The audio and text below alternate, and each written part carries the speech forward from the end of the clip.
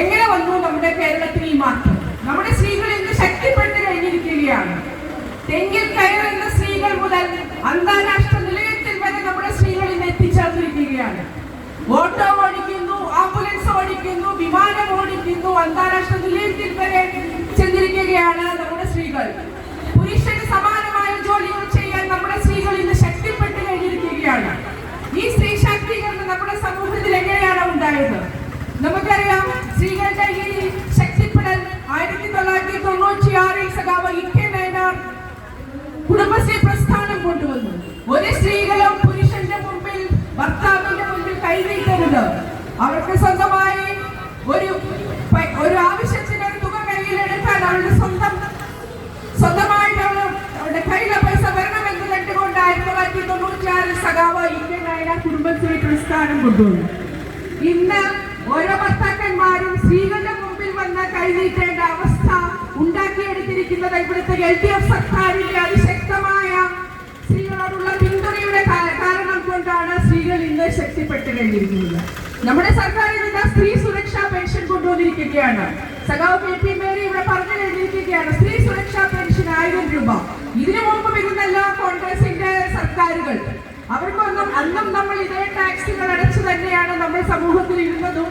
ഈ കാര്യങ്ങളെല്ലാം കൊണ്ടുവരാമായിരുന്നു. എന്നാൽ നമ്മുടെ LDF സർക്കാർ ഇന്ന് സ്ത്രീ സുരക്ഷാ പെൻഷൻ കൊണ്ടുവന്നിരിക്കുകയാണ്.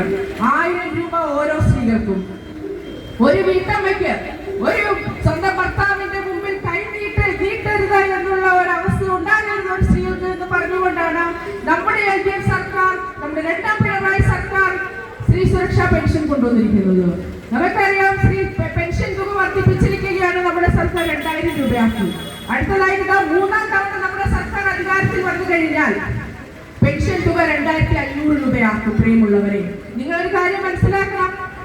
മൂന്നാം തവണ നമ്മുടെ സർക്കാർ അധികാരത്തിൽ വന്നാൽ 6 ലക്ഷം രൂപ, 6 ലക്ഷം പേർക്ക് ലൈഫ് പദ്ധതി കൊണ്ടുവന്നു കഴിഞ്ഞു. പെൻഷൻ തുക 2500 കൂട്ടാൻ പോകുന്നു. വി.ഡി. സതീശൻ ഉൾപ്പെടെയുള്ളവർ, കോൺഗ്രസ് നേതാക്കൾ പറയുന്നത് ഞങ്ങൾ അധികാരത്തിൽ വന്നാൽ ഇതെല്ലാം ഇല്ലാതാക്കും എന്ന് പറയുന്ന, ഇല്ലാതാകും അടുത്ത തവണ കോൺഗ്രസ് എത്തിയാൽ. ഈ ഒരു നമ്മുടെ സർക്കാർ, LDF സർക്കാർ കൊണ്ടുവന്നിരിക്കുന്ന എല്ലാ ആനുകൂല്യങ്ങളും ക്ഷേമ പദ്ധതികളും ഇല്ലാതാക്കും. പ്രിയമുള്ളവരെ, നമ്മൾ മനസ്സിലാക്കണം. പഴയ കാലത്തെ പോലെയുള്ള ഒരു വിദ്യാഭ്യാസ മേഖലയല്ല, ആരോഗ്യ മേഖലയല്ല. നമുക്കറിയാം, ഉമ്മൻചാണ്ടി അധികാരത്തിലേറുമ്പോൾ സ്കൂൾ പുസ്തകം കൂടെ കുട്ടികളുടെ കൈകളിൽ കിട്ടണമെങ്കിൽ ഓണാവധിയാകണം.